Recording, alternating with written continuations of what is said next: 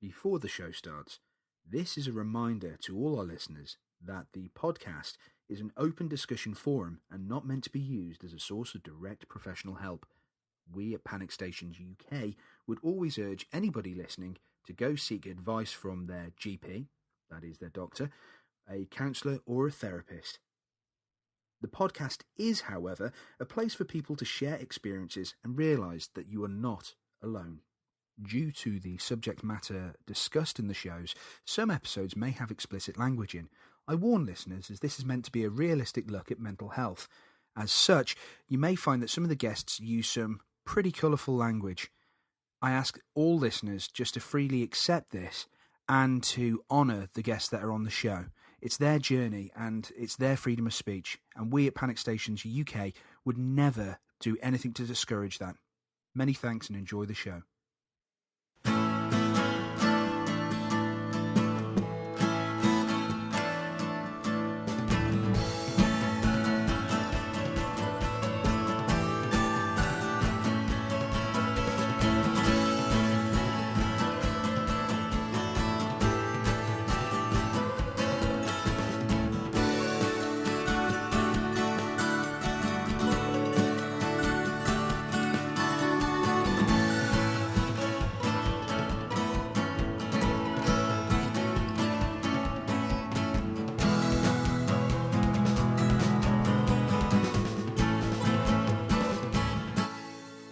Hello everybody and welcome to this week's episode 17, believe it or not, of Panic Stations UK, the mental health podcast. I'm your host as ever, Chris Jones, and I'm here to say hello and I hope you're all okay. Last time anybody listening to the previous episode, you know this is part 2 coming up of our brilliant interview with Chris Young, who's been walking along spreading his knowledge and his experiences with mental health, and he's been doing a fantastic documentary called Walk a Mile in My Shoes. He was absolutely fantastic, as you could have heard on the previous episode, and he's got even more to spill, even more about the journey. So it's really good stuff, so I can't wait for you to hear the rest of that. Unfortunately, this episode's run a little bit late, mainly because I had the whole segment, the beginning segment, all saved, ready to go, and then something horrible happened as I was uploading, or was about to upload the episode. Something very near and dear to my heart happened. It was quite tragic, and that was the untimely death of Star Trek legend Leonard Nimoy. Obviously, not many people may or may have been affected by it, but a lot of people are at the same time. And I thought, you know what? There's a man who did a lot of joy here, so I thought, right, I'm going to re-record the beginning of my my show and then send it back out there.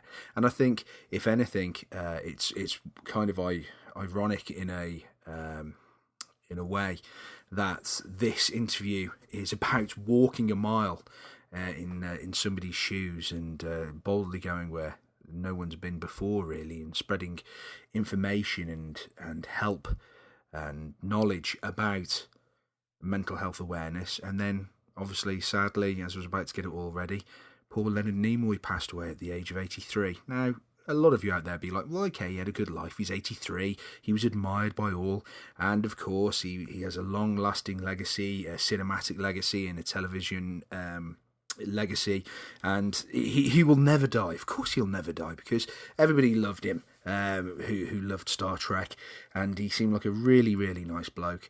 But that's not really the point. It's still really, really horrible when somebody passes away, and especially an icon. I know if anybody's listened to some of the previous episodes when Robin Williams sadly committed suicide last year, I did a special on him, and shared some of my own personal moments where I've felt the darkness that pushes you forward to feel that need to take drastic action. And I think with this one, the reason I'm mentioning it is because he had a profound effect on a lot of people, and he had a very positive, profound effect on a lot of people. So there was a need, really, for my... And it's my podcast, so I'll do what I want.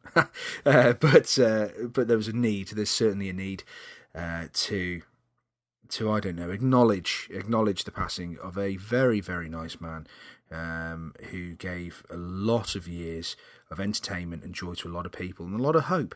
You look at the sort of impact Star Trek has had culturally across the planet, and you know, people can say, oh yeah, nerds live long and prosper and all that kind of malarkey and have a go about it. Unfortunately, what they don't realise is little things that they love so dearly in their lives have been based on so many things from Star Trek. You can complain all you want and say, oh, it's nerdy, but every day you'll be on your telephone, and I'm telling you now, those mobile phones, the look of them, the design, the aesthetic, what they are capable of being able to do, hate to tell you, Star Trek. Stuff like you know, the fact we have machines that can scan our bodies now. Now, I'm telling you now, somebody out there, whoever designed those machines that kind of look throughout our bodies, I think MRI machines, those machines are have been blatantly designed because somebody out there watched Star Trek and went, wow, wouldn't it be great if we could do these things like that Bones does when he scans somebody, and scanners and computers and the look of things. I'm sorry, you've got to give a lot of credit culturally. The Star Trek series was a massive phenomenon, and phenomenon, should I say?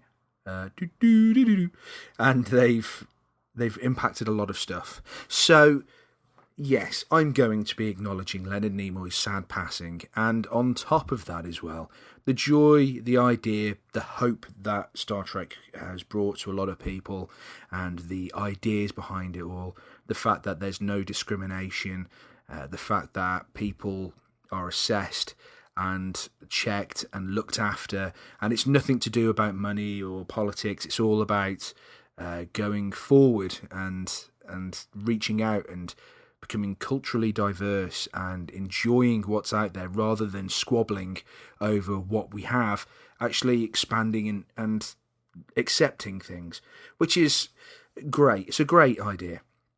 And yeah, it's really, really, really sad knowing that Mr. Nimoy has passed away, and he had a great impact on a lot of my childhood, not just from Star Trek, but from things like, and this is me being uber nerdy now, Transformers the movie, when he voiced Galvatron, to the fantastic efforts he did in the film Invasion of the Body Snatchers, the remake of that back in the 70s. That was a fantastic and terrifying version of it. It was brilliant. He's fantastic in that.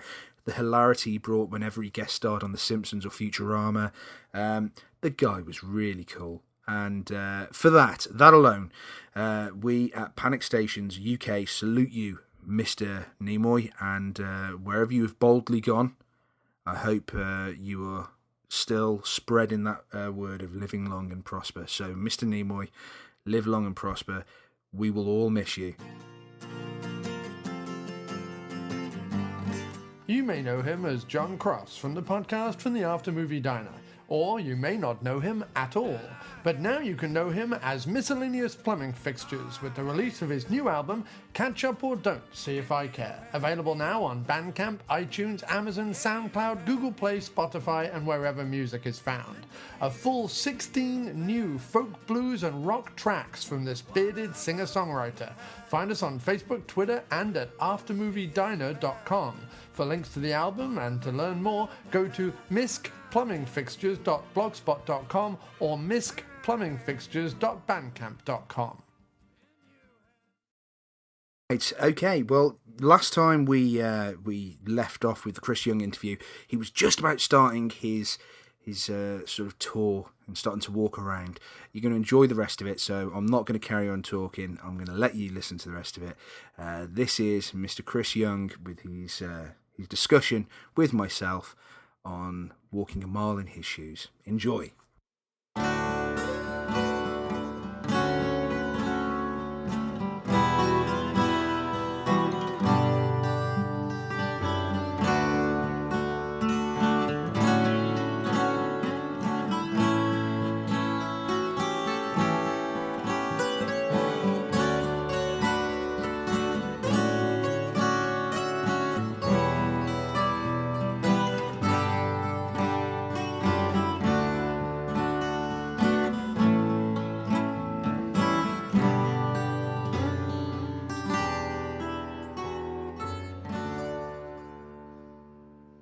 She is just, one, she believes in me, and two, she's there for me. And without that, as I say, I couldn't have done anything. So I had the psychotherapy, and we got to a point where we thought, right, you've got dissociation. Almost sounds like here's what you've won. Here's what you could have had. You could have had the speedboat. But yeah, I decided, right, it's time for me to move on. We were 2 years into it, and I thought, right, let's gradually start moving away. So the idea of the walk came from that. And the thing I've written down is, once you eliminate the impossible, whatever remains, no matter how improbable, must be the truth. Very Sherlock Holmes. Yes, exactly it. Completely Sherlock Holmes. And that was it. I thought, what I'd done was I'd gone back and I thought to myself, I can't do social work. My children aren't overly keen on seeing me. I'm estranged from my ex-wife who wanted to win and has won regarding the children. So that gave me an element of freedom.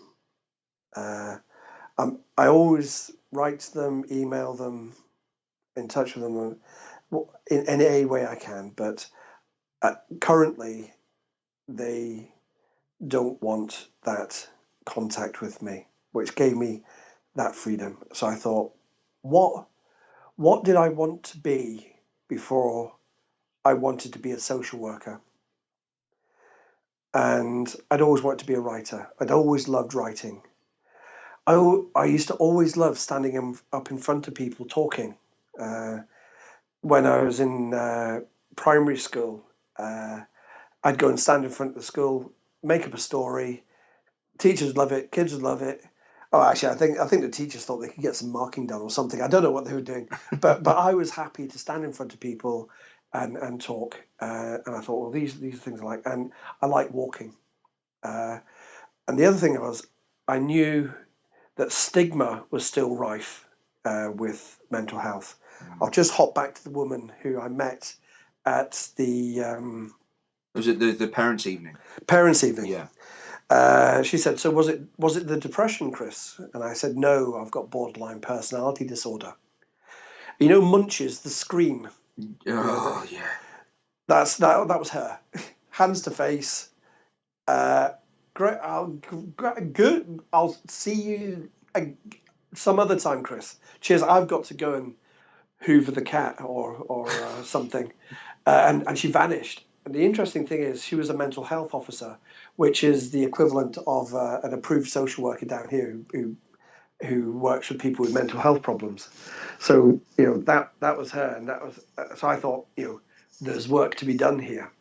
So I thought, what a great metaphor it would be to walk around the edge of the UK, because that's where people with mental health problems feel they are. They feel on the edge.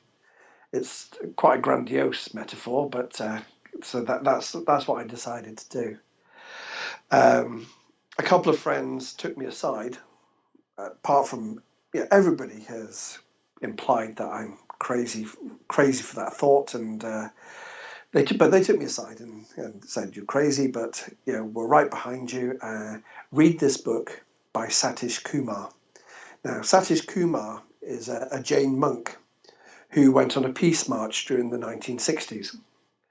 And he went to his guru and said, "Right, I'm going to go on a peace march. I'm going to go to all the nuclear nations, and I'm going to say that peace is the way ahead, and nuclear arms are stupid." So his guru said, "Right, are you taking lots of money with you?"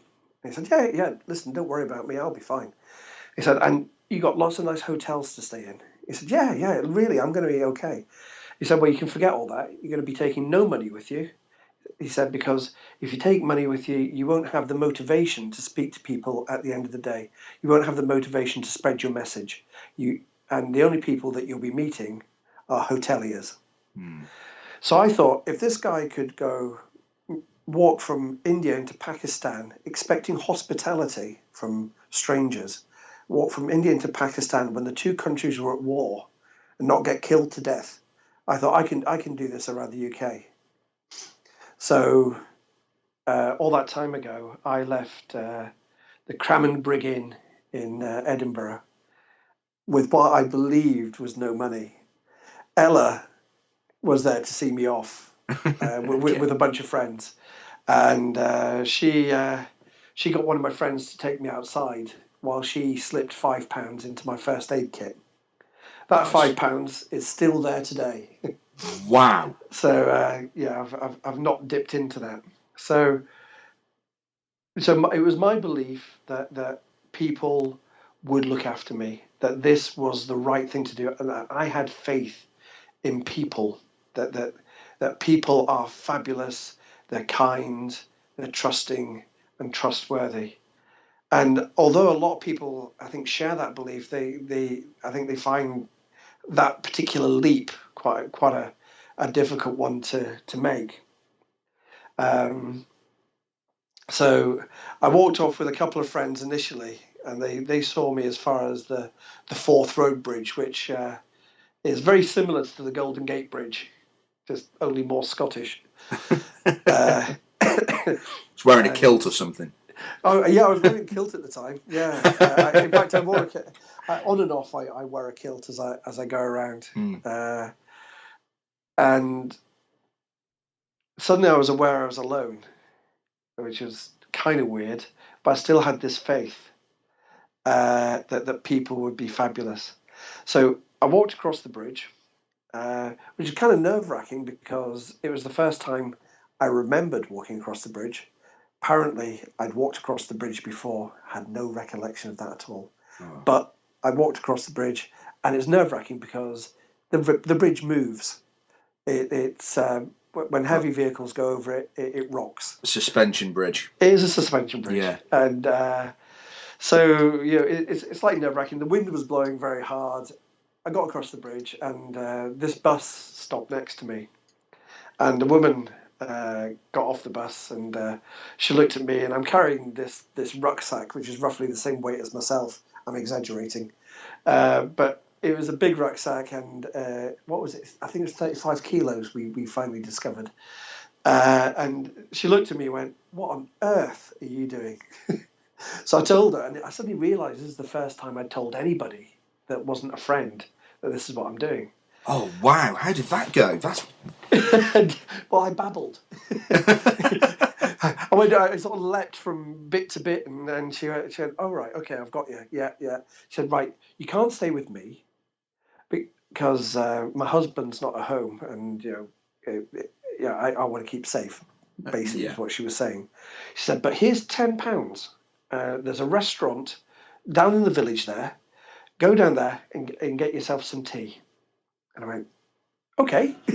So wow. I took the £10 from this gratuitously kind woman and went down to the village, and I told my story again to the people in this restaurant, some of whom looked at me as if I was crazy, and one in the corner, a voice pipes up and she goes, "Keep your money, I'm going to buy you dinner, I'll get you a pint as well, and I'm going to tell you my story." And that's what she did. She told me her story. And I suddenly realised that it wasn't just about me going around highlighting the experience of people with mental health problems. It was also, I was going to be this person that people could share their stories with, that they could, very often it's very difficult to talk to those who are very close to you about, the hard stuff. But talking to a perfect stranger is a lot easier, and that's happened time and time again. So she bought me my dinner, and they all got together and said, "Right, you can't camp in the town because Gordon Brown lives here, and his security is pretty tight at the moment. So if you just go around the corner, you'll be fine. Just put your tent up around there." So that's what I did, and so that first day was, this is working. My faith. I'm not a religious man, but I've become I think, spiritual and a bit of a tree hugger on my way as well. I was thinking this is working. And the following day, I met up with Lou. Now, Lou is a woman who turns out she was doing a walk for the MS Society. Transpires she has MS herself. She's a larger than life person. She's fabulous. And she said to me, we met, and she told me what she was doing. I told her what I was doing, and she said to me, "Listen, if you've got nowhere to stay at the end of the day, give us a ring. You can come back to ours. We'll make you dinner. You can have a shower, and then we'll drop you back on exactly where we picked you up from. How does that sound?" I went, "Okay, that sounds okay." And all the time, I've got this kind of British notion of Britishness at the back of my head. I don't want to be any bother. and all the time, I want to be a bother, and this is what I'm doing. I'm being a bother. And the other thing that was ringing in my mind was there'd recently been a program on Radio Force, and it said how that 95% of people wouldn't knowingly invite somebody with a mental health problem into their home. And that was sort of playing at the back of my mind. And I'm thinking, bloody hell, this has happened immediately. And this woman has invited me into her home. She had a child and a partner, a young child. And I'm thinking, what kind of trust must she have in herself, her own judgment? And I said to her, what on earth made you invite me in? And she said, well, I trust my own judgment. And also she put on Facebook, "This is kilted, Chris. If we're murdered in the night, this is the guy what done it."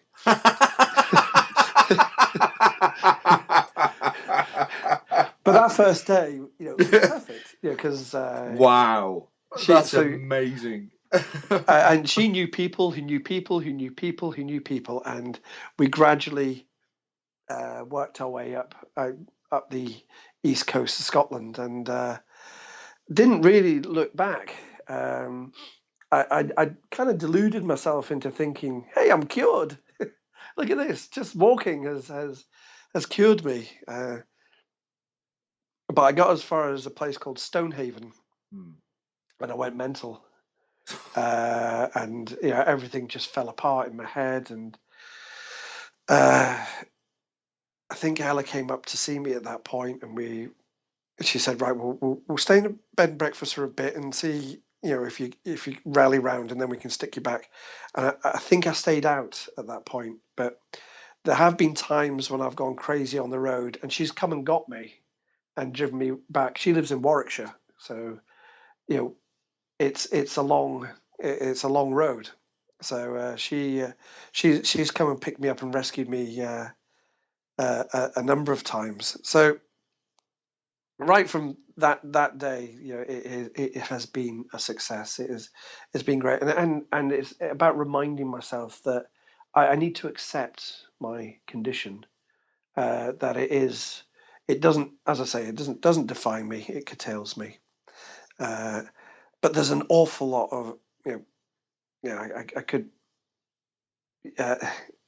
I'll tell you a story that kind of sums up the whole walk a mile thing for me.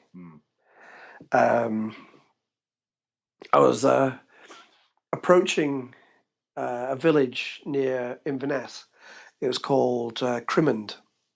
I was about 8 miles from it, and this car drew up next to me, and this guy winds down the window and says, "I'm going to give you a lift." And I said, "No, you're not." And I told him what I was about, and he went, "Oh, okay." He said, "I live in Crimond. I'll maybe see you there."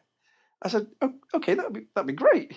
I'm thinking, I'm going to be there in 3 hours, So he's obviously going to have to be a patient person. So I got to Crimond. Crimond is a very small village, and he was standing on the postage stamp of the village green, and he was standing there with a big grin on his face, saying, "So what do you do now?"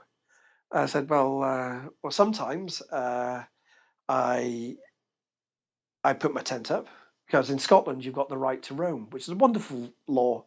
Basically, there's no law of trespass in Scotland, is only criminal damage. So you can basically put your tent up anywhere as long as you don't damage stuff. Wow, that's So really, really quite useful to know.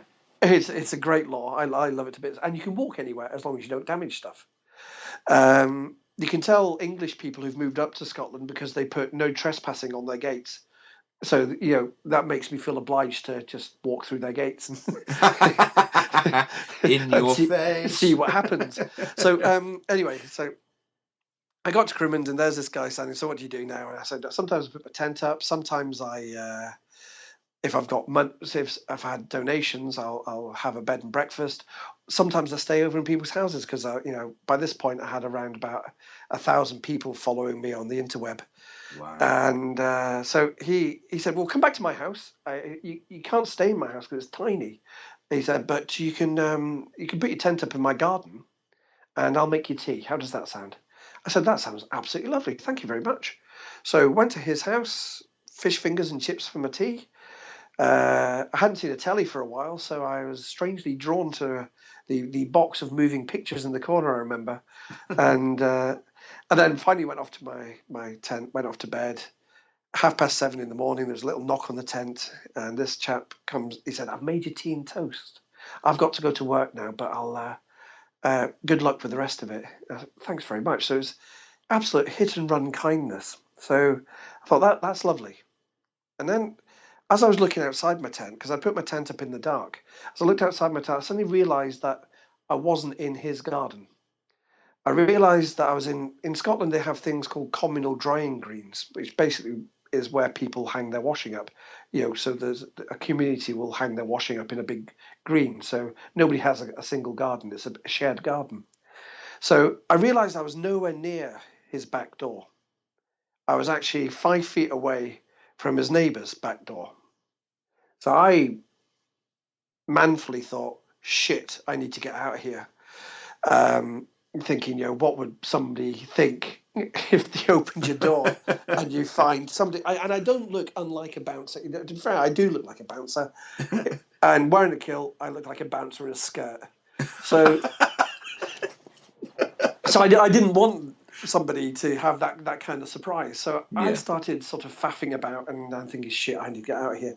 And with that, this woman in her mid-60s opens a door.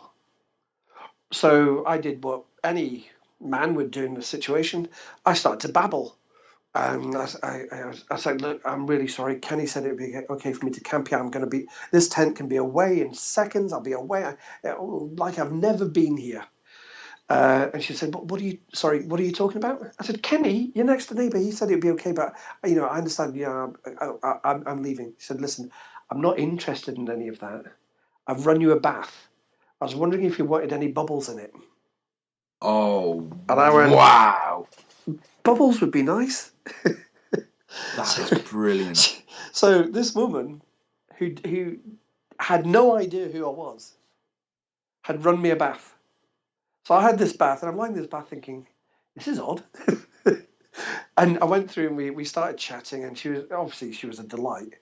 And she told me that she'd been a carer for a friend of hers who died about 2 weeks prior to me meeting her. And she said, so, it was a very hard time. So I'm pretty much through caring for folk now. I'm going to go and get myself a job in Tesco's or something. I had to laugh. Sorry, you're saying you're through caring for folk. You've just run a bath for a stranger. I tried to imagine what kind of scenario would have panned out had I done that anywhere else in the world. What would you do if say, somebody you didn't know set the tent up in your garden 5 feet away from your back door? Would your first urge be, I'm going to run this man a bath? I'm going to be honest with you, Chris. My first urge would be, like, mate, appreciate you having a nap, but get out my garden. Betty, get the gun. Yeah, exactly. Yeah. Mildred, my blunderbuss. Yes, that's the kind of image. That's what I had. Is so that's that kind of sums it up. This kind of gratuitous generosity and kindness that's that's gone on. As I've been going, I know this is a leap in a different direction. Is a lot of people that I speak to on the internet, they have a zero tolerance approach to politically incorrect language. If somebody says something that's untoward, they're blocked, they're muted, whatever. It always takes me back to a time when I was doing my master's in social work, and we spent a whole afternoon talking about whether when describing racism, it should be racialism or racism, or whether we should be talking about minority ethnic groups or people from an ethnic minority. And at the same time, we were aware that Liverpool University had stopped saying black coffee. You're only allowed to say coffee with milk. So these are the semantics that people get tied up in. And it's, a lot of it is absolute, in my opinion, nonsense. So when somebody meets me on the road and says, I hope you don't mind, but I think you're crazy. Or they'll say something like, God, you've been out on the road so long, you'll be turning into one of them, because sometimes they'll think that I'm doing this for people with mental health problems and not just and that I'm not one of that group. And it comes as a surprise to a lot of people when I say, sorry, I am one of them. I don't know what you're expecting. Are you expecting a little trap door in my forehead to open and a cuckoo to come out? And they say, but you don't look like one. You take off your cap and you got like a pinhead or something from like an old Freaks film. But you say, but you don't look like one. You say, well, what does one look like? I said, I'm a man. I wear a utility kilt, so it's not. It's a day-to-day kilt, so it's a kilt with pockets, and I now I tow a bright yellow trailer. And I'll say to them, I'm doing my best to look like one. But people, it's a real eye opener for folk, because the only information that they have, if you don't know somebody who's had a mental health problem or a mental malady, or I don't, like I say, I don't care what language is used, but they don't know what about it. Their only frame of reference is the news, is soaps, newspapers, which by and large aren't that charitable towards your wandering loons. Oh no, definitely not. So it only makes a story, say, when lunatic killed my dog, ate my wife, stabbed whoever. There's no kind of ongoing rhetoric about how people with mental health problems are their own biggest threat. They're more in danger to themselves than to anybody else. But there's no thought of that. People aren't aware that 1 in 4 of us will experience some kind of mental malady in our lives. That's over 15 million people in the UK. 15 million people, and yet we somehow are unable to talk about this, or we find this a very difficult thing to talk about. And I think this is a real sort of sign of the times, because even now we're thinking, oh well, we're talking about it a whole lot more, and people are being more open about it. Indulge yourself in looking at a little bit of Shakespeare. In 1520 something, he knew all about mental illness. They knew all about mental illness. It's just that we forgot to remember. We decided that for some reason that mental maladies are something that have a judgment. If you've got a broken leg, you've got a broken leg. You should be limping. But somehow, if you're not in control of your mind in a way that people feel you should be, then they feel they can judge you. They feel they can say, you should pull yourself together. You should be able to cope. Have you tried not being crazy? Oh God. People come up with the wildest things. Have you tried turning to God? Yeah. On the side note, sorry to go on a tangent myself. You've just reminded me. When I was signed off work a couple of years ago, Sure. and with depression and anxiety. Weirdly enough, that we're talking about this, because that's the thing that I've suffered from the most. Majority have an anxiety issue, but when I do have my drops, it can lead to depression. It can put it in, depending on the triggers that have ignited the issue itself. And what I find amusing about, in a really sinister way, I suppose, I guess is the only way I can say it, is when I've had people judge, and I know fully well I've been judged. I've been judged by people because I found out when I've come back from work. People have told me, or I found out from one way or another, what's been said behind my back in the workplace. And what's always made me kind of laugh is some of the people that have turned around and gone, he is absolutely fucking nuts. What the fuck is his problem? And all this kind of stuff. And why, he's putting it on. No, he's fine. Ooh, look at me, I'm having a panic attack, and all this kind of crap. He's just nuts, and he's incapable of doing things. He's obviously just stupid and things like that. And I'm kind of like, I've got letters after my name for a reason, because I went out, decided to get an education for myself, and you spend your weekends going out on the lash, doing the most obscene things, and I'm like, what? And I'm the mad one? What? Well, you've got the label. Exactly. It's all about the stigma. Yeah, you've got a label. Now, the interesting thing is, and this is a discussion I've got into with a number of folk, is like, they say, well, we can't see it. It's an invisible illness. And it was something I fell for quite some time. And then I thought, hold on a second. Cancer's an invisible illness. Bang on the nail, I was about to say that. And people don't get judged for that. So, it's just a matter of just gently, reiterating points to people, talking to people. I will happily talk to anybody. And it's not about the language for me. And I think that that's an important point, because I think as a group of people, we can take offence quickly because we expect stigma.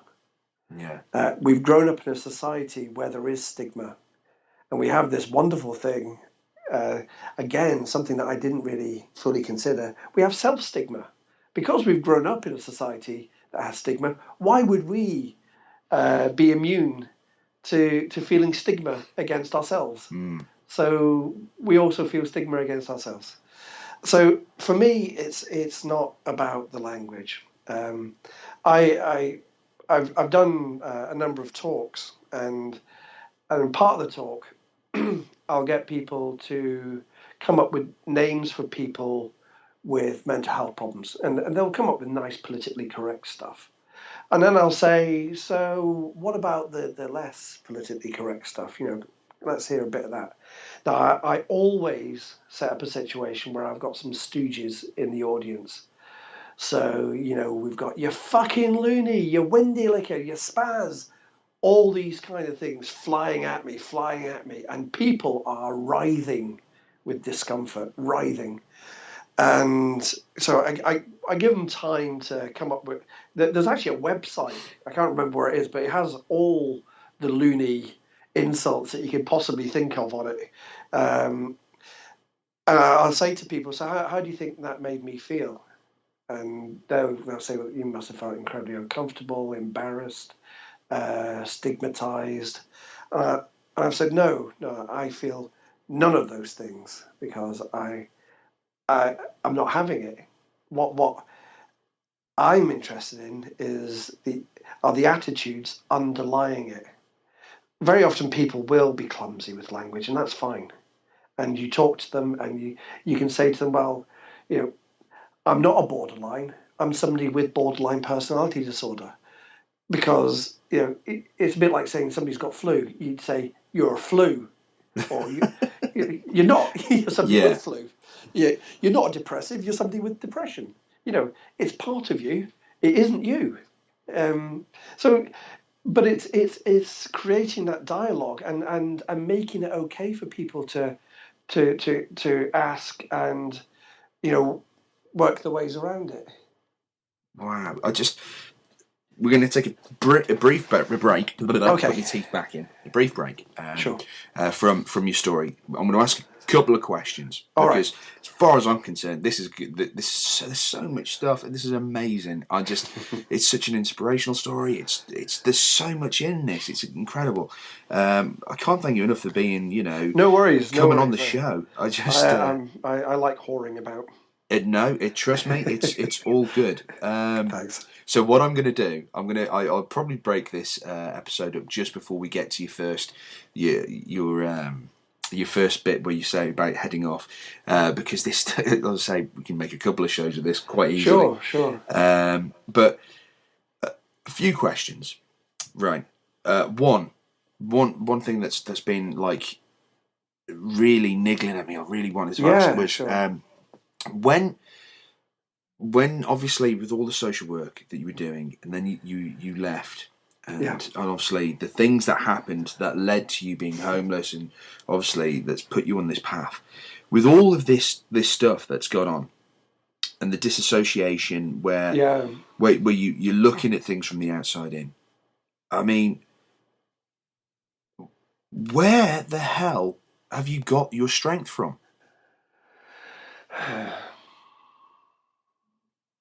I had a brilliant childhood. I had a mum that didn't say no. She was, and as I say, me and my two brothers we all thought we were the favourites, and I think that provided me with an incredible bedrock. In amongst it all, I think had I been abused right from the word, the year zero, this would be a very different conversation.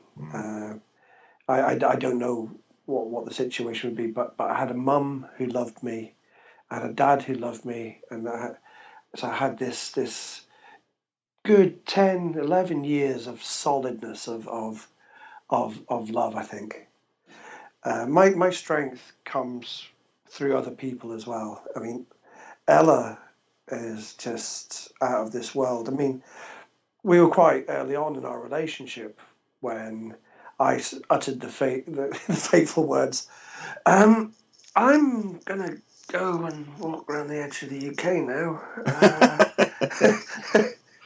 Is that all right? And you could see her going, yeah, I thought I was going to see a bit more of you. This has been amazing. I mean, since we met, it's been absolutely incredible. Have you felt the same? Yeah. So I'm going to go and walk the edge of the country. See you later. There was the strength from that, and then it was just having different people. The psychotherapy was incredible. I wouldn't say I was dismantled just to be built up again, but imagine. This is the way I think of it, and whether this is the case or not, this is the way I think of it. Is imagine that you're a Lego model, and you go into psychotherapy, and the Lego model just gets dismantled into all its little bricks and gets chucked up in the air. And then gradually over 2 years, those bits come down into a very similar but different creature that gave me an awful lot of strength and a lot of belief in myself. And going back to those early years and thinking, that's who I was, that's what I was. I was this outgoing, extrovert person before all this happened, and that person is still in me. That person is still me. So, the strength comes from a lot of different places. Also, they talk about the positives and the negatives of social media. I find social media fantastic. I think it's a great thing because people follow me on Facebook, they follow me on Twitter, they follow my just my blog. Some people I just email what I've written. Some people phone me. So there's a lot of people out there who I feel are rooting for me. I've got Johanna, the filmmaker. Yeah. Before I went off on my walk, I actually there's a story in that itself. I'd reached almost rock bottom, I think, when I was seeing my psychiatrist, and I first of all, I've got a degree in psychology, and I should have known that you know there were therapies around for borderline personality disorder, but at the time, I felt I was doomed. I felt there was no cure. That was me. I'd had it. Uh, and, we were just going through the motions of me, going for psychotherapy because that wasn't going to work. Nothing was going to help. And I think when anybody gets any kind of condition, they'll read their books. And strangely, there's about half a page somewhere about borderline personality disorder in any of the psychology books I had. You look on the internet and you find a lot of people saying that their partner has borderline personality disorder, and they could quite happily kill them. But so I got to this point, and I found out there was a group in Edinburgh meeting up regularly, monthly, with borderline personality disorder, and they were just meeting up for a chat, a social. It wasn't to sit around going, "I've got borderline personality disorder. Isn't it terrible? I'm doomed." It was a social group. So I said to my psychiatrist that I'd found this group, and I was told her that I was thinking about meeting up with them. He said, "Don't meet up with them. Don't meet up with them. They're very, very sick people." And I'm thinking, but I'm a very sick people according to you then, so I shouldn't be meeting up with people that are like me. So of course I met up with these people. And we got on like a house of fire. Of course, they didn't look like one either. They they were just people, and from that I started doing some presentations, and Johanna did some sound work with me on another film that she did, and she said, "Would it be okay if I followed you around the edge of the UK, on and off?"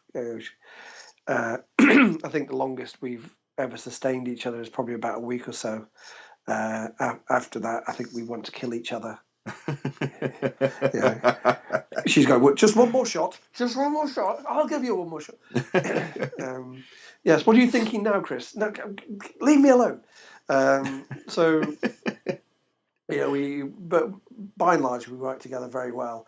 And I think, first of all, when she was walking with me, she just wanted to get as much information as possible. But then she realised that the walk was going to take a lot longer.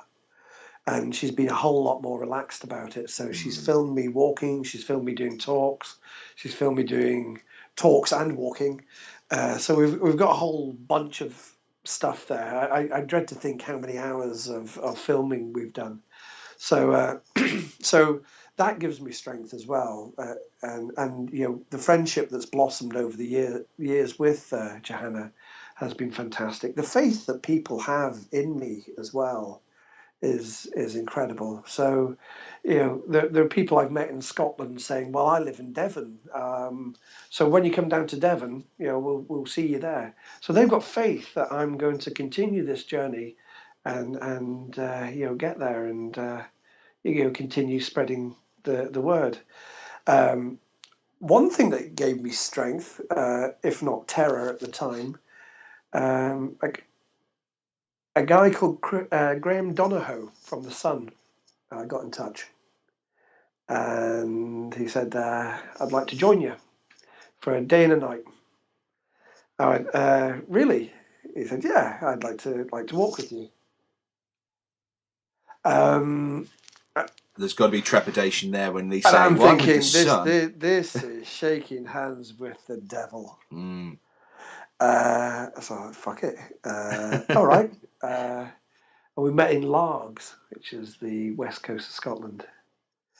And a more politically correct person you couldn't meet. He was lovely, he was chatty, he was friendly. He did a sort of fly on the wall documentary bit where I did my usual I talked to everybody. And I went into a pub. I had some money that had been donated to me, and I told this woman in the pub that I'd had money donated. I said, but I tried to save that money because who knows what will happen further down the line. And she said, "Right, drinks are on me, and I'm going to make you food. You must be starving." And the guy from the Sun is just sitting in the corner with his mouth open, going. And then later on, he goes, "Does this happen all the time?" I said, "Yeah, there's a daily occurrence. People fall over themselves to help." One of the interesting things was the photographer who joined us. we were talking about whether or not I should put my phone number on this double page spread in the Sun that I got, and I was saying, well, I quite like the idea of having my phone number, because I like the idea of anybody being able to contact me. And the photographer said, "No, you don't want to put your phone number there. You'll get phone calls from nutters." And I looked at him and went, "That's exactly what I want." And he went, "Yeah, so as you do, eh?" That's amazing. But, So yeah. from the back of that, did you get a lot of response from that? I got 4 emails. And I think maybe 5 people chasing me on the road to give me stuff. That's brilliant.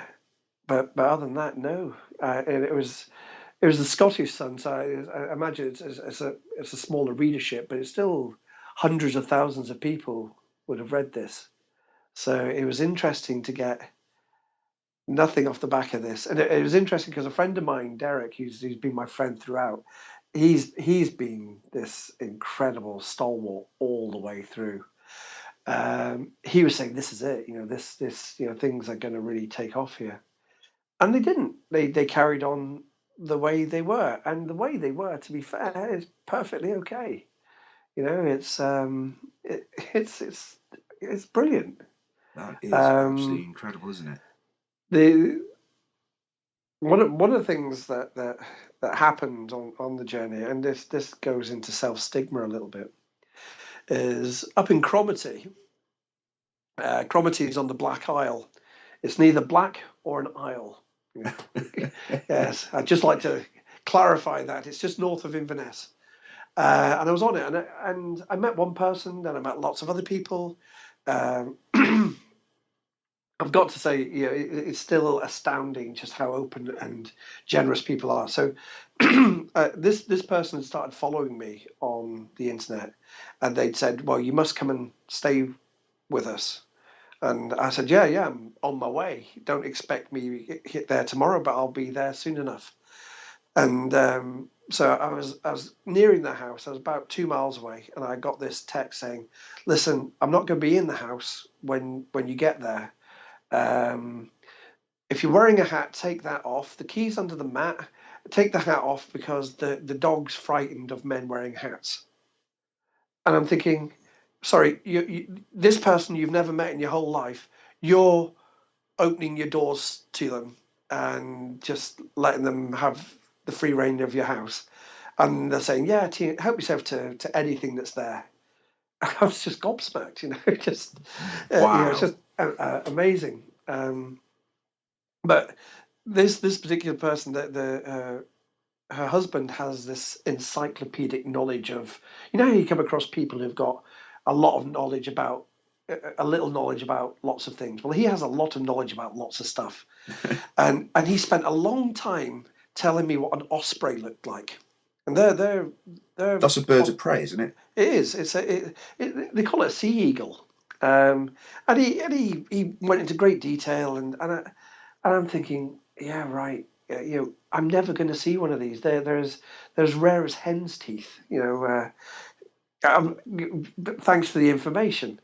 So we chatted away.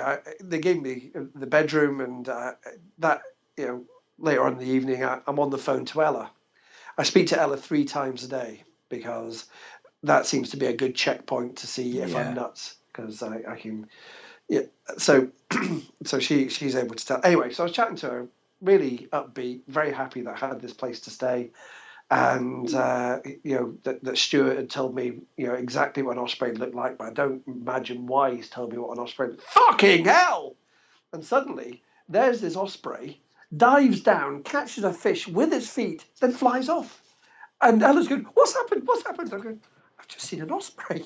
What? and this thing had just happened right in front of me. So there was just this wonderful feeling. Anyway, back to the Black Isle. I was on the Black Isle, and I don't think I've told you regarding map reading. I make a very good social worker. I'm an idiot. So I'd looked into what I thought were tide times for that particular day. It turned out I'd been looking at tide times for some other month, some other year. God knows what I was looking at. So I was walking along this coastal path, and I reached the end of this path. So I'd walked about 6 or 7 miles, only to find that the tide had come in and there was nowhere else for me to go. This is around a place called Fortrose on the Black Isle. So I thought, shit. I tried a bit of paddling, and that was stupid. And then up to my left, I saw this ravine. So in the back of my mind, I've got the Indiana Jones music playing as I climb up this ravine, hanging from vines and God knows what else, with this 35 kilo rucksack on my back, gradually pulling my way up to a point where I got completely stuck. I couldn't go up, couldn't go down. I thought, shit, this. In my mind, I'm thinking, God, I'm going to appear on breakfast television for all the wrong reasons. Stupid man who looks like a bouncer in a skirt has been found hanging from a bloody tree on a cliff somewhere. So, so I worked my way back down, and I sulked a lot, and I walked back to a campsite. I still had a contact on the Black Isle, so I was going to give her a ring and say, "You know how you thought you got rid of me yesterday? Well, I'm back." but I got back to this campsite, and I looked at my legs, and I had around about 100, 200 ticks on my legs. Oh my God! And they're all just tucking in. So immediately I look on. I had some notion of Lyme's disease. And I thought that's a thing, and it's caused by ticks. I know it is. So I went on the internet, and it said Lyme's disease, very rare. Don't worry about it. Basically, there's only a few incidences of it in Scotland. So I was also aware that there's a certain way to take off ticks. Some people say you use a cigarette end. Some people say you paint them with nail varnish. Some people say you need to twist them a certain way. Just for the record, the only way to take ticks off is with a proper set of tick tweezers, and do it very gently. Right, but this time I was just scraping them off my legs, sitting there going, "Fucking bastards, you fucking bastards." And what happened was I'd walked along through some grass where some deer had been, and that's where ticks hang out, and they just sort of dived on and thought, there's a free lunch. So I'm going, "Bastard, bastard, fucking bastard." And this, suddenly I'm aware of this woman who was late 50s, early 60s, standing in front of me while I'm going, "Fuck bastard," with a bowl of sugar and a cup of tea. And she looked at me and said, "Do you take sugar?" Yeah, I do. Today I do. I take a lot of sugar, please. 17. I've lost a lot of blood. Good. So, so this woman got chatting to her husband, and this is the woman who said, "We live in Devon. We've got lots of people we know who live in Devon. You've got lots of places now to stay in Devon." And she's followed me all the way around. She's paid for campsites for me. She's been fantastic. This lovely, lovely woman. So anyway, I had all these tick bites. Thought nothing of it because obviously nobody gets Lyme disease. About 4 months later, I developed agoraphobia and dizzy spells and flu-like symptoms, and I just attributed that to my my mental health. I just thought, "Fuck, this is great." I thought, I just thought, with this condition, with borderline personality disorder, there are a lot of symptoms. There is dissociation, but there's fear of abandonment, which is a problem for me. I don't like rejection, and as soon as it happens now, if somebody appears to be rejecting me, I immediately know that the reaction in my head is bugger all to do with them. It's more to do with this condition. Anyway, so I have that. I also see and hear things that aren't there. The latest things that I saw were. Are you familiar with trilobites? They were the first things that came out of the sea. Yeah, you get them in prehistoric fossils times. And stuff. I was sitting in Ella's living room, and 10 or 12 just trundled by. And there's part of me who thinks, look, come on, brain, you could really try harder. I'm not buying that. Yeah, at the same time, I've got these, I can hear murmuring at the back of my head. It's very rarely words, but I hear mumbling when there's nobody there. So to be experiencing agoraphobia, I just thought, fuck, here's another thing. I went to see Ella's brilliant. So she's right on the phone. So she gets in touch with the local GP, says that this guy's coming to see you. He's got dizzy spells. He's all over the place. And at the time, I had no notion of Lyme's disease. That was so far up my head. All the tick bites, didn't care. and this GP saw me, and I told him about my mental health problems, and I told him about all the symptoms. I said, so when I stand up and I close my eyes, I fall over. And this genius of a GP suddenly realised why this particular GP was in the outback of Scotland. He decided and told me, he said, "You're a spotter, aren't you?" I don't know if you've ever heard of a spotter. What is that? But a spotter is the equivalent of a secret shopper for a GP. He said, "So you're a spotter, aren't you?" I go, No, I'm not. I have these symptoms, and I would really like something. I'd like some assessment. He said, "Well, I can't see anything wrong with you." And I said, "Well, one, I don't have agoraphobia ordinarily. Two, I don't normally fall over when I close my eyes, and my joints are aching." So, well, I can't see there's anything wrong with you. And as I'm walking away, he says, "Remember, don't forget to write a really good report about me because I was very thorough." You're nuts. What? I thought I was nuts. You're nuttier than I am. So Ella, God love her, comes to the rescue again. Drives 80 million miles to be with me up in the west coast of Scotland somewhere.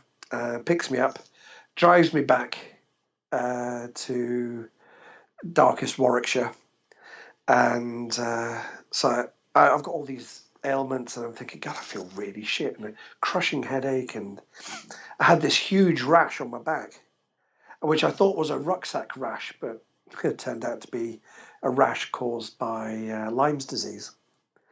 While I was down here, I thought, well, what I could use my time, but I could just put my tent up in Ella's garden and leave it to air because it starts smelling of dead dogs. So left outside for a couple of days, went out tried to go out, and the agoraphobia had got far, far worse. And I said to Ella, I can't go out. And she said, oh, we need to get you to the doctor, don't we? I said, I think we do. By this time, the coin was beginning to drop that I might have Lyme disease. You know, I'd been bitten by a godzillion ticks. You know, the chances were that this was the case. And the GPs at the practice, who had never seen Lyme disease, had me whisked away to Coventry Hospital. And before I knew it, I was being pumped full of antibiotics, and gradually, you know, things got better. I still have strange joints after, and there's some notion that it can come back and haunt you. But, God. But I'm pretty much cured. But one of the things one of the GPs said, who was perhaps a little unguarded with what he said, as I was walking out of his practice, he said, "Listen, don't worry. Not many people die of Lyme's disease these days." And obviously that put my mind immediately at rest. You know, sometimes I just think the world's there to sort of entertain me, and he just provided this great level of entertainment. So Lyme disease took months to get rid of, and then gradually I had to get back on the road, and I did. And so what was initially going to take 2 years, you know, is I started in 2011. The Lyme's disease rocked me, I've got to say, and I've had a couple of rocky mental health years. The end of last year was particularly difficult for me, but now I'm in sunny Ilmington in, as I say, darkest Warwickshire, and I'm getting fitter and lighter. So I'm walking around the village. I'm currently walking 5 miles a day. Every other day I'm walking 10 miles, and that's going to build up to 15 miles a day. And come the summertime, I'm going to. Things just keep on happening. There's another thing that I've just thought of, is a friend of mine. I imagine you have lots of friends like this. A friend of mine has just bought a community centre. Of course. Yeah. And she said, I said, well, what I want to do is I want to have an event before I go and walk again. And I want to start thinking about what is walk a mile in my shoes. What is it? Is it just me and Ella coming to my rescue, and some sundry others? So, you know, to be fair, Lou's come to my rescue more than once. Is it that, or is it something that needs a better infrastructure? Is it something that could have a podcast? Is it something that could have, you know, could formalize the regular blog? You know, maybe people would be willing to pay for it. Is it something that you know, it's costly, say, when I have to come off the road? You know, when I have to go back and you have to get bed and breakfast and stuff, you know, even though most of it is free, you know, because people are fabulous, there are costly bits within that. So do we make it into a charity? So what my cunning plan is to go back to the town of my birth, Corby in Northamptonshire. That's where this community centre is, and have a relaunch. And a friend of mine said, "No, it's not a relaunch. It's Walk a Mile rebooted. That's what it is." I said, "You're a genius." Beautiful. That's brilliant. So what I want to do is have a 1/2 day event where people who I've stayed with, some people I've stayed with, can come down. Some and some local people can get involved. You know, I'd like professionals, psychiatrists, nurses, GPs, people from the care commissioning groups. I want carers. I want people with mental health problems. I want people from the Department of Work and Pensions. I'd like to get as many different people from as many different avenues talking to each other, sharing their stories, because it can't be easy for anybody. I mean, I know that people with mental health problems think that the Department of Work and Pensions, they're a bunch of bastards. And to be fair, anybody who can sanction somebody, anybody who can cut somebody's benefits for 3 weeks, anything up to 3 years, I think they need to take an empathy pill. Yeah.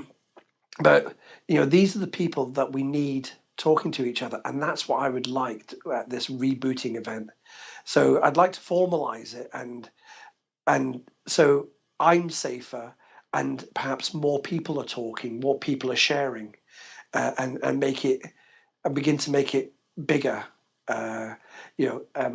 And arranging more talks. I've talked in schools, I've talked at universities, I've talked for voluntary groups, I've talked to just anybody, Rotary Club. I did a thing in conjunction with a theatre in Corby, where I took people for a walk and we imagined that it was Scotland, and that was a hoot. That was an absolute hoot, and just getting people to imagine, these scrapes that I get myself into, and just the different approaches and that people have, and the different discussions that I have with folk, and I just like it to be bigger. Yeah. And not just me, because it really is about the people I meet and their stories as well. I've done quite a bit on the radio as well. But again, that needs expanding, I think. And obviously, we need to get the film out there. I think Johanna's at the stage of just one last shot, just one more shot, just one more, and then so.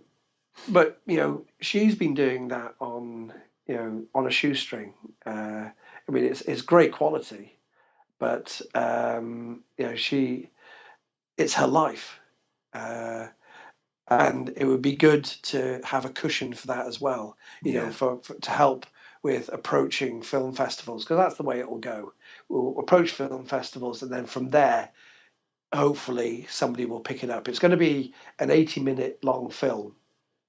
And from there, hopefully, something will pick it up. So there's a lot of strands to this, and that's where I'd like to start getting people to think, getting people to maybe contribute more round about summertime, and then off the back of that, I'll bugger off back to North Wales and go back to talking to folk. Like I say, anybody and everybody. That's amazing. Wow. I mean, like, just the sheer scope of the stories you can say on this, that's incredible in itself. And when you come to doing the rebooted, look, you need free publicity. Hey, we're here. PlayStation will do it for you. Do you ever do an outside broadcast? Sorry? Do you ever do an outside broadcast? I've never done an outside broadcast. I can give it a go. Should you ever feel the urge to join you on your travels for a day? That's just putting it out there. Hey, I'm up for that.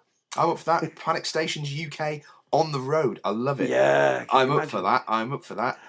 Yeah, the whole thing is it's very gentle. It's when I'm walking, it's not very intense, because the space between towns is it's got quite a lot of miles between towns, so it's a lot of talking to me, I'm afraid. But also just experiencing the countryside, and just, I mean, that is the thing. And you talk about mental health and walking. It's very easy to become an absolute tree hugger. And I remember when I was particularly bad, and this has been on the road and off the road, but thinking, a tree knows how to be a tree. Grass knows how to be grass. Ants know how to be ants. And there are times when I don't know how to be me. And and that becomes glaring at times when I'm feeling bad, and that makes it very difficult. So the walk is very good for me, but it can also be a challenge for me as well. It can be a difficult thing too. And scene. Sorry, guys, I'm going to have to cut it short yet again. But how fascinating was that? Really, really interesting stuff. And if anything you take away from here today after listening to this episode is, blimey, Lyme's disease is a terrifying thing to think that you've got. What a brave guy. Chris just keeps on giving. This interview is fantastic. I absolutely love it. I know there have been a number of people coming up to me saying, Chris, are you going to get that Chris Young back again? With luck. So, next week we'll have the very final part of the Chris Young interview, and it will be on time as regularly scheduled. I'll put my teeth back in. That might help. It'll be regularly scheduled, and it will be back in, so we'll have the third part. Okay, so that's something to look forward to. It's a great ending. And again, please go back to the other episode, the previous episode, re-listen to what we've done so far, come to here, and then, get ready for the third part next week. It's absolutely wonderful. So thank you yet again. Panic Station salutes Mr. Chris Young for his untold boundless knowledge and fascinating subject matter. Now, I was also contacted by a gentleman who has been writing some books, a number of books, about his issues with mental health, and I will be having an interview with him very, very soon. More on that in next week's episode. I'll disclose a bit more about that, because there's a number of things going on. Another thing that's coming up as well for the future of Panic Stations UK. Recently, there's been a bit of a debate about cannabis. About the pros and cons of it. I have my own personal issues on it, which I will share in a later episode.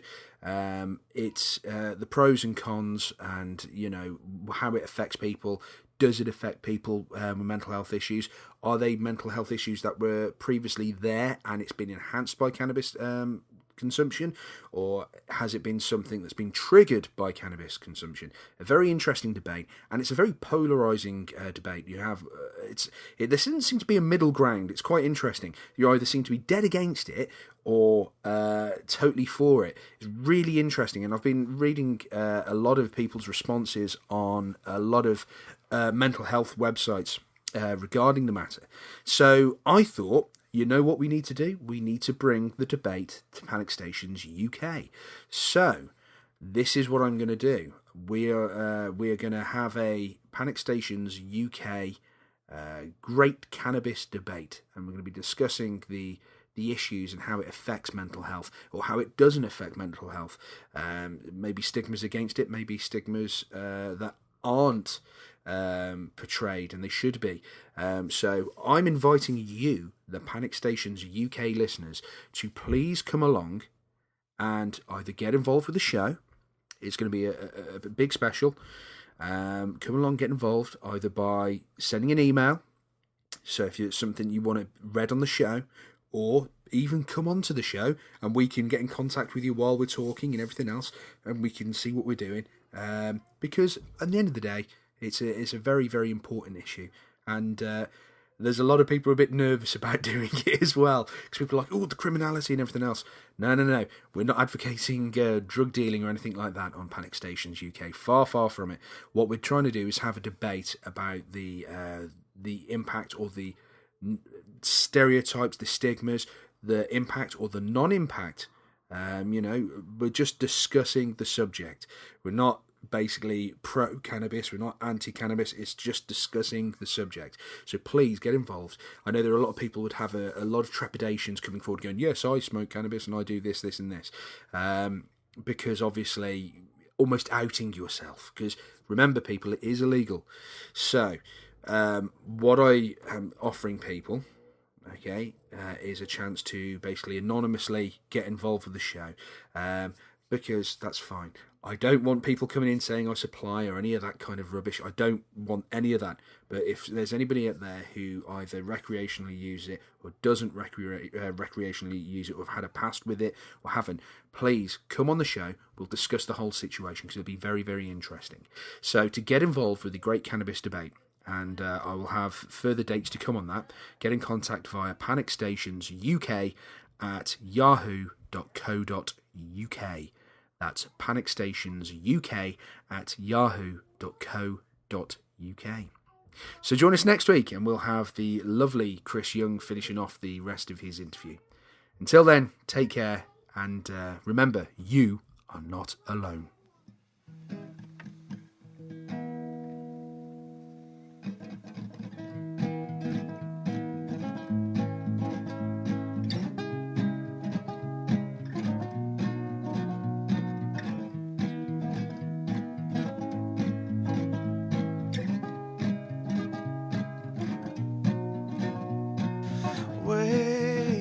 Dry your eyes, time to face a long night with a brave smile.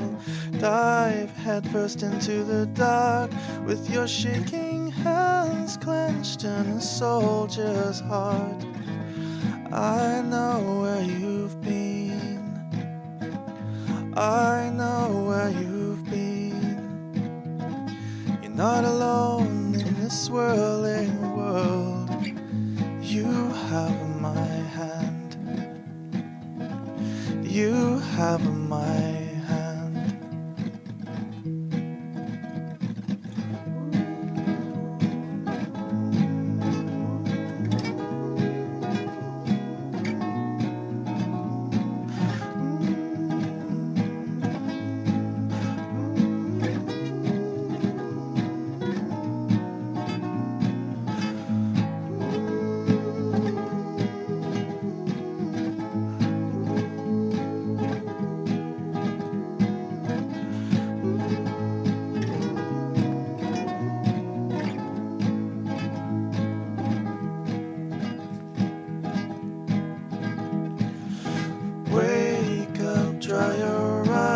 Time to face a long night with a brave smile.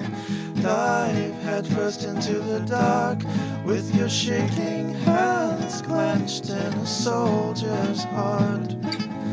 I know where you've been, I know where you've been.